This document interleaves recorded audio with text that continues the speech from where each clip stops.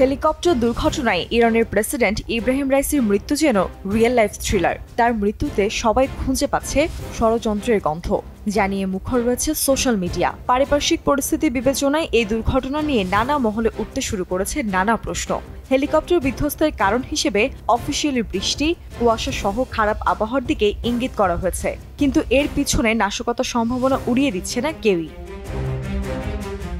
এর কারণ ইরান ও ইসরায়েলের সম্পর্কের ঐতিহাসিক বৈরী প্রেক্ষাপট। তাতে এর পেছনে ইসরায়েল জড়িত থাকতে পারে বলে সন্দেহ করছে ইরানিরা।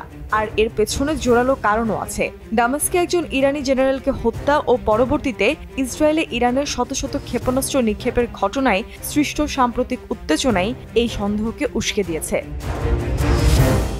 অন্যদিকে ইরানের স্বার্থের বিরুদ্ধে চোরাগুপ্তা এবং নিখুঁত অভিযান চালানোর জন্য ব্যাপক কুখ্যাতি রয়েছে মোসাদের। যদিও এর আগে মোসাদ কখনোই কোনো রাষ্ট্রের প্রধানকে টার্গেট বানায়নি, তবুও বিশেষজ্ঞরা রাইসের মৃত্যুর ঘটনায় ইসরায়েলের সংশ্লিষ্টতার সম্ভাবনা একেবারে নাকচ করতে পারছে না। কারণ গত বছর ইরানের মধ্যে একটি নাটকীয় অভিযান চালানোর দাবি করে মোসাদ। তারা দাবি করে ইরানের মাটিতে ইসলামিক রেভলিউশনারি গার্ডস কর্পস বা IRGC এর একজন অপারেটিভকে জিজ্ঞাসাবাদ করেছে তারা। এদিকে নিউ ইয়র্ক টাইমসের প্রতিবেদনে বলা হয়েছে 2004 সাল থেকে যখন ইসরায়েল সরকার ইরানের পারমাণবিক অস্ত্রের সক্ষমতা অর্জন থেকে বিরত রাখার কূটকৌশল হিসেবে মোসাদকে নির্দেশ দিয়েছিল, তখন সংস্থাটি ইরানের পারমাণবিক জ্বালানি সমৃদ্ধকরণ স্থানগুলিতে নাশকতা ও সাইবার আক্রমণ চালিয়েছিল। 2007 থেকে এই পর্যন্ত মোসাদের এজেন্টরা 5 জন ইরানি পরমাণু বিজ্ঞানীকে হত্যা করেছে। এছাড়া আরও কয়েকজনকে আহত করেছে। বেশিরভাগ বিজ্ঞানী বিখ্যাত পরমাণু বিজ্ঞানী ফারিজাদের সাথে সরাসরি কাজ করেছিল। ইসরায়েলি গোয়েন্দা কর্মকর্তাদের সন্দেহ ছিল এই দলটি একটি পারমাণবিক ওয়ারহেড তৈরির গোপন কর্মসূচি নিয়ে কাজ করছিল, যারা ইতোমধ্যে এই বিষয়ে উল্লেখযোগ্য সফলতার কাছাকাছি পৌঁছে গিয়েছিল।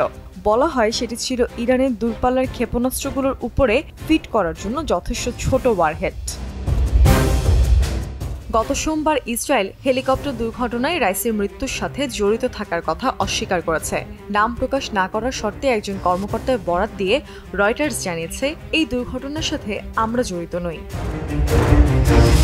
দ্য ইকোনমিস্টের এক প্রতিবেদনে বলা হয়েছে, বিশেষজ্ঞরাও ইসরায়েলি সম্পৃক্ততা তত্ত্বকে মানতে রাজি নয়, কারণ স্বীকার করার অর্থই হবে সরাসরি যুদ্ধ ঘোষণা, যা ইরানের তীব্র প্রতিক্রিয়াকে উস্কে দেবে। তারা বলেছে, ক্ষমতাসীন প্রেসিডেন্টকে হত্যার ঘটনা সরাসরি যুদ্ধের সূত্রপাত ঘটাবে, এমনকি ইরানের পক্ষ থেকে নজিরবিহীন প্রতিক্রিয়া আসবে। যদিও ঐতিহ্য বিবেচনায় ইসরায়েলের কৌশলগত অবস্থান হল শত্রুপক্ষের উচ্চ পর্যায়ের রাজনৈতিক ব্যক্তিকে হত্যাকাণ্ডের পরিবর্তে সামরিক ও পারমাণবিক স্থাপনাকে টার্গেট করা। ইকোনমিস্ট বলছে, ইরানে হেলিকপ্টার বিধ্বস্তের এই ঘটনা আগুনে ঘি ঢালার মতো ভয়াবহ। এটি আঞ্চলিক উত্তেজনা আরও বাড়িয়ে দিতে পারে। ঘটনাটি এমন সময় ঘটল যখন ইসরায়েল ও হামাসের চলমান যুদ্ধের মাঝে আঞ্চলিক পরিস্থিতি অত্যন্ত ভয়াবহ এক প্রান্তে পৌঁছেছে।